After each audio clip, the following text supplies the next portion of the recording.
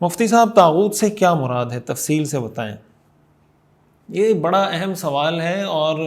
قرآن کریم کے اندر طاغوت کا لفظ بہت زیادہ استعمال ہوا ہے۔ قرآن کریم میں اللہ تعالیٰ نے ارشاد فرمایا لا اکراہ فی الدین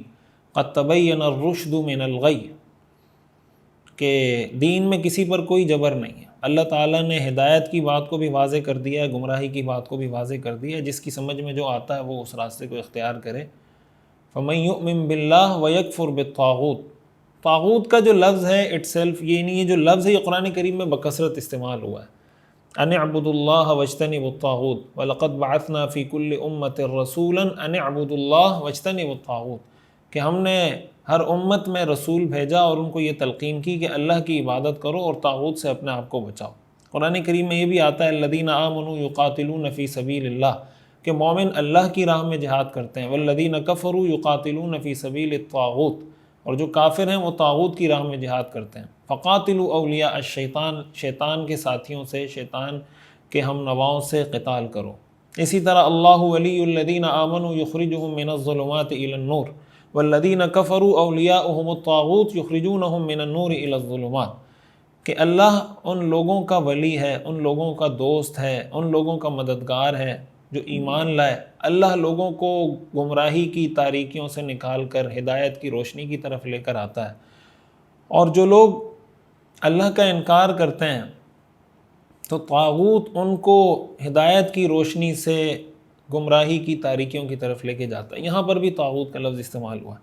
تو قرآن کریم میں جہاں جہاں طاغوت کا لفظ استعمال ہوا ہے ان سب کا اگر مطالعہ کیا جائے تو اس سے یہ پتہ چلتا ہے کہ قرآن میں طاغوت مختلف معانی کے اندر، اس کی مختلف میننگز ہیں جس کے اندر وہ یوز ہوا ہے۔ طاغوت کا لفظ شیطان کے لیے بھی استعمال ہوا ہے قرآن کریم میں، جیسے میں نے آپ کو بتایا والذین کفروا یقاتلون فی سبیل الطاغوت فقاتلوا اولیاء الشیطان، شیطان کے لیے بھی طاغوت کا لفظ استعمال ہوا ہے تو شیطان کو بھی طاغوت کہتے ہیں۔ اسی طرح باقی آیات کو سامنے رکھیں تو ایک مفہوم جو علامہ ابن القیم رحمہ اللہ نے طاغوت کا بیان کیا کہ ہر وہ چیز یا ہر وہ شخص یا ہر وہ ذات جس کی اللہ کے علاوہ عبادت کی جائے، وہ چاہے کوئی بت ہو، وہ چاہے کوئی انسان ہو، وہ چاہے کوئی پتھر ہو، وہ کسی بھی چیز سے بنی ہوئی کوئی چیز ہے، اس کی اگر عبادت کی جا رہی ہے تو وہ بھی طاغوت ہے، یعنی بت طاغوت ہے۔ اگر کوئی کسی انسان کی عبادت کر رہا ہے تو وہ انسان طاغوت ہے۔ لیکن طاغوت ہونے میں پھر یہ چیز ضرور دیکھنی چاہیے کہ اس کو طاغوت ان لوگوں کے اعتبار سے تو کہا جائے گا، لیکن اٹ سیلف اگر وہ شخص مثال کے طور پر خود کوئی نیک آدمی، مثال کے طور پر کوئی ولی اللہ ہے اور دوسرا آدمی آ کے اس کی عبادت کر رہا ہے، تو ولی اللہ کا نیک بندہ تو کبھی یہ نہیں کہے گا کہ میری عبادت کریں۔ لیکن جو انسان کسی غیر اللہ کی عبادت کر رہا ہے، وہ چاہے کسی ولی اللہ کی عبادت کر رہا ہو، کسی نبی کی عبادت کر رہا ہو، تو اللہ کے علاوہ کسی کی عبادت کرنا، اللہ کے علاوہ کسی کے سامنے سجدہ کرنا، عبادت کرنا، ظاہر ہے اس کے لیے یہ طاغوت ہی کی ایک شکل ہے، اللہ کے ساتھ شرک ہے۔ تو گویا دوسرے الفاظ میں آپ یہ کہہ سکتے ہیں کہ جس کو آپ اللہ کے ساتھ شریک ٹھہرا رہے ہیں وہ طاغوت ہے، ہر وہ چیز، ہر وہ شخص جس کی عبادت کی جائے اللہ کے علاوہ۔ تیسرے نمبر پر طاغوت کے مفہوم میں یہ بات بھی داخل ہے کہ اللہ تعالیٰ کے نازل کردہ احکام، دیکھیں طاغوت کا جو لفظ ہے نا، اس کا لفظی مطلب ہے سرکشی کرنا، طغا یطغا طغیانن کا مطلب عربی میں ہوتا ہے سرکشی کرنا،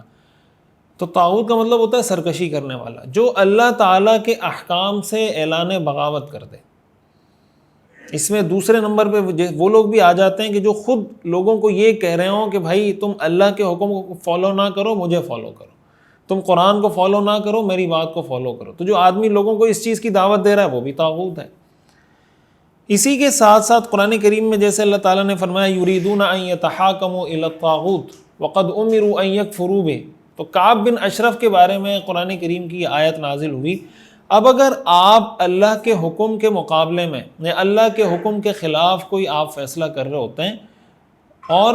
اس میں دو چیزیں، ایک ہے اعتقادی طور پر کسی چیز کو یہ سمجھنا کہ اللہ کے قانون کے مقابلے میں یہ قانون بہتر ہے یا قرآن کے مقابلے میں یہ سسٹم بہتر ہے، ظاہر ہے یہ تو اعتقادی کفر ہے، یہ تو اعتقادی سرکشی ہے۔ تو اگر کوئی آدمی یہ سمجھتا ہے کہ عملی طور پر کہ بھئی قرآن کے احکام ٹھیک ہیں اور قرآن ہی کے احکام پر عمل کرنا چاہیے اور اللہ تعالیٰ ہی کے حکم پہ عمل کرنا چاہیے، لیکن عملی طور پر اس میں کمزوری ہے، تو اس کو اس سینس میں طاغوت نہیں کہا جائے گا کہ اس کے اوپر کفر کا فتویٰ لگا دیا جائے۔ دیکھیں قرآن کریم میں اللہ تعالیٰ نے ارشاد فرمایا من لم يحکم بما انزل اللہ فاولئک هم الکافرون، من لم يحکم بما انزل اللہ فاولئک هم الظالمون، من لم يحکم بما انزل اللہ فاولئک هم الفاسقون۔ جو اللہ کی نازل کردہ تعلیمات کے مطابق فیصلہ نہیں کرتا وہ کافر ہیں، ایک آیت میں فرمایا وہ ظالم ہے، ایک آیت میں فرمایا وہ فاسق ہیں۔ ان آیات کو سامنے رکھ کر مفسرین نے اس کی تشریح کی ہے۔ تشریح کیا کی کہ کافر کون ہے؟ جو اعتقادی طور پر، جس کا یہ عقیدہ ہو کہ اللہ کا نازل کردہ قانون معاذ اللہ غلط ہے اور میرا بنایا ہوا قانون ٹھیک ہے، وہ تو ظاہر کافر ہو جائے گا۔ کافرون کا لفظ اس کے لیے ہے۔ اور دوسرے نمبر پر من لم يحکم بما انزل اللہ فاولئک هم الظالمون یا فاولئک هم الفاسقون، فاسق یا ظالم کا لفظ اس کے لیے استعمال ہوگا کہ جو اعتقادی طور پر یہ نہیں سمجھتا، اعتقادی طور پر وہ یہی سمجھتا ہے کہ بھئی قرآن کا قانونی ٹھیک ہے، اللہ کا نازل کردہ قانونی ٹھیک ہے، لیکن عملی کمزوری ہے۔ جیسے کسی کو پتہ ہے کہ نماز فرض ہے لیکن نہیں پڑھ رہا، اس کو پتہ ہے کہ روزہ فرض ہے لیکن نہیں رکھ رہا، تو اب ظاہر ہے کہ وہ اس کو فرض مانتا ہے لیکن نہیں کر رہا۔ اسی طرح وہ اللہ کے قانون کو مانتا ہے لیکن اس پہ عمل نہیں کر رہا، تو اس کو ہم کافر نہیں کہیں گے، اس کو ہم یہ کہیں گے کہ یہ فاسق ہے، یہ ظالم ہے، یہ اللہ تعالیٰ کے حکم کی خلاف ورزی کر رہا ہے، لیکن اس عمل کی وجہ سے اس پر کفر کا فتویٰ نہیں لگایا جا سکتا۔ ہمارے ہاں یہ جو ایک مسئلہ ہے نا، اس پر بہت دفعہ یہ بات میں اس لیے کر رہا ہوں کہ ہمارے ہاں بہت سی دفعہ یہ بات شروع ہو جاتی ہے کہ مثلا پاکستان کا نظام حکومت ہے یا پاکستان کا عدلیہ کا نظام ہے، اس میں ظاہر ہے بہت ساری چیزیں ایسی ہیں جو اسلام کے خلاف ہیں، تو لوگ پاکستان کے سسٹم کو یا ملک کے پورے نظام کو طاغوت کہنا شروع کر دیتے ہیں کہ بھائی یہ طاغوت ہے، اس کے خلاف لڑو، اس کے خلاف جہاد کرو، اس کے خلاف آواز اٹھاؤ، جب تک اس کے خلاف آواز نہیں اٹھاؤ گے تو اس وقت تک تو مومن نہیں ہو سکتے۔ تو ٹھیک ہے، نہیں عن المنکر قرآن کا حکم ہے، حدیث کا حکم ہے، اسلام کا حکم ہے، نہیں عن المنکر تو ہم نے کرنا ہے۔ پاکستان کے اندر جو بھی قوانین خلاف اسلام بنے ہیں اس کے خلاف آواز اٹھانی چاہیے، اس کے خلاف احتجاج کرنا چاہیے، اس کے خلاف قانون سازی کرنی چاہیے، اس کے خلاف عدالتوں میں جانا چاہیے، اس کے خلاف سڑکوں پر آنا چاہیے، جو بھی آئینی قانونی طریقہ ہے اس کو اختیار کر کے ان قوانین کو ختم کرنے کے لیے اپنی کوشش کرنی چاہیے، اور یہ کوششیں جب ہوتی ہیں تو برابر بھی ہوتی ہیں، لیکن اس کی بنیاد پر اس کو کفر قرار دے دینا یہ ٹھیک نہیں ہے۔ وجہ اس کی کیا ہے؟ وجہ اس کی یہ ہے کہ دیکھیں میاں بیوی آپس میں رہ رہے ہوتے ہیں، ایک گھر میں جب لوگ زندگی گزار رہے ہوتے ہیں، کتنی دفعہ ایسا ہوتا ہے کہ گھر کے اندر ہم جو فیصلے کر رہے ہوتے ہیں وہ شریعت کے خلاف ہوتے ہیں یا نہیں ہوتے؟ یعنی آپ اپنے گھر کی مثال لے لیں، آپ کے گھر میں آپ کے ابا نے شاید ایسا کوئی فیصلہ کیا ہوگا جو اسلام کے خلاف ہوگا۔ مثال کے طور پر بہو سے ایسا کوئی کام لینا جو شریعت اس پہ لازم نہیں کرتی، شریعت اس پہ وہ کام لازم نہیں کرتی، اور آپ کے ابا نے فیصلہ کر لیا ہے کہ بہو کو یہ کام کرنا ہی پڑے گا، اس کے بغیر کوئی چارہ نہیں ہے، اس پہ فرض ہے، تو اب اسلام نے لازم نہیں کیا، اس نے لازم کر دیا۔ یا کوئی بھی، یہ میں ایک مثال دے رہا ہوں، کوئی بھی ایسا کام، مثلا ایک شوہر بیوی پہ ظلم کر رہا ہے، اس کے ساتھ ناانصافی کر رہا ہے، اب وہ کوئی ایسا فیصلہ کرتا ہے، بیوی کو کہتا ہے کہ میں تمہیں خرچہ نہیں دوں گا، میں تمہیں نان نفقہ نہیں دوں گا،